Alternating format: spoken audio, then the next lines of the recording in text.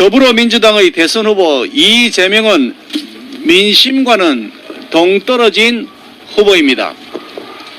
민심은 62대 28로 이낙연 전 대표의 손을 들어주었습니다. 국민들은 대장동 게이트의 설계자 이재명 당시 성남시장이 바로 부동산 부패의 몸통임을 이미 잘 알고 있고, 이런 사람은 절대 지도자가 되어서는 안 된다고 생각하기 때문일 것입니다. 그럼에도 민주당은 오불관원입니다. 기득권 권력에 도취되어 민심은 안중에도 없는 것입니다. 꼰대 수구 기득권이 된 꼰숙이 정당의 진면목이 이번 민주당 대선 후보 선출 과정에서 그대로 드러난 것입니다. 민주당 지도부는 절대 다수 국민이 바라는 특검 요구를 묵살하고 국회 다수 의석을 오남용해 증인 참고인이 한 명도 없는 맹탕 국정감사를 만들었습니다. 그러고도 모자란다는 듯이 4.4.5입으로 이재명 편에 섰습니다. 경선 과정 동안 제대로 된 검증 한번 하지 않았습니다. 송영길 민주당 대표는 이낙연 후보 측의 결선 투표 요구를 이런 지하에 거절하고 다음 주로 예정된 경기도 국정감사 전에 지사직을 사퇴하라는 취지의 사퇴 독촉 권고를 하기까지 했습니다. 민주당이 아예 조직적으로 부동산 부패를 비호하는 일에 앞장서겠다는 것입니다. 부동산을 최악으로 몰아 주택 지옥을 만든 민주당 정권은 국민의 보편적 정서까지 짓밟는 오만불손에 빠져서 이제는 대놓고 부동산 부패의 몸통을 감싸고 부패 비리 방탄수호단 노릇을 하겠다는 선전포고를 한 셈입니다. 당대표가 특정 후보를 이렇게까지 감싸고도는 다른 특별한 사정이 있는 것은 아닌지 하는 의문이 듭니다만, 이유 여하를 막론하고 민주당은 대장동 이재명 게이트의 공범이자 부패 정당이라는 사실을 스스로 자백한 것으로 볼 수밖에 없습니다.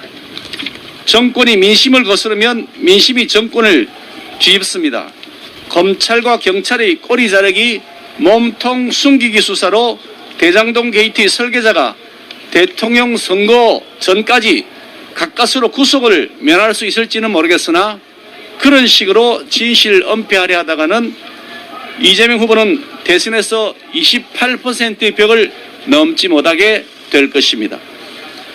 이재명 후보는 송영길 대표 뒤에 숨지 말고 캠프 인사들이 공언했듯이 국정감사에 정상적으로 예정된 계획대로 임하시기를 권고합니다.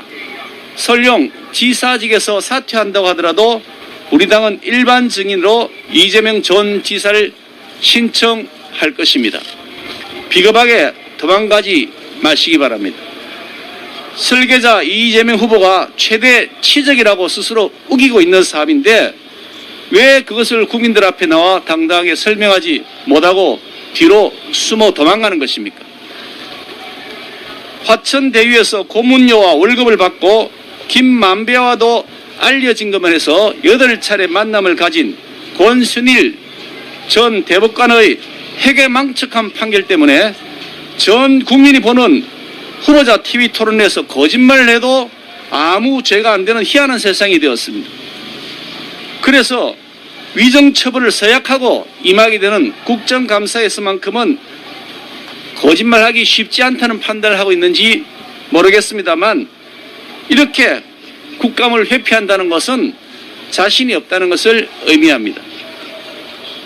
이 후보가 변호사 시절에는 대장동 개발 사업을 반대히 했던 이유가 무엇인지, 성남시장 당선 전에는 민영개발 주장하다가 당선 후에는 공영개발로 말을 바꾼 이유는 무엇인지, 특정 민간인에게 단군 이래 최대의 폭리를 독식하도록 설계해 주었던 이유는 무엇인지, 권순일이 이 후보에 대해 무죄 판결을 선고하도록 하는데 김만배의 역할은 무엇이었고, 김만배의 폭리가 그 사안과 대가 관계에 있는 것은 아닌지, 또 유동규, 김만배, 남욱 등과는 어떤 관계인지 빠짐없이 답변해야 할 의무가 이재명 후보에게 있습니다. 만약 이재명 후보가 국정감사전 지사직을 사퇴한다면 국민들은 그저 눈앞의 위기를 탈출하기 위해 꽁무니를 뺀다고 생각할 수밖에 없을 것입니다. 상황에 따라 그때그때 말이 바뀌고 얄팍한 눈속임에만 능한 모사꾼이라는 국민들의 일반적 인식을 재확인시켜주는 결과가 될 뿐입니다. 숨기는 자, 숨는 자가 곧 범인입니다. 이상입니다.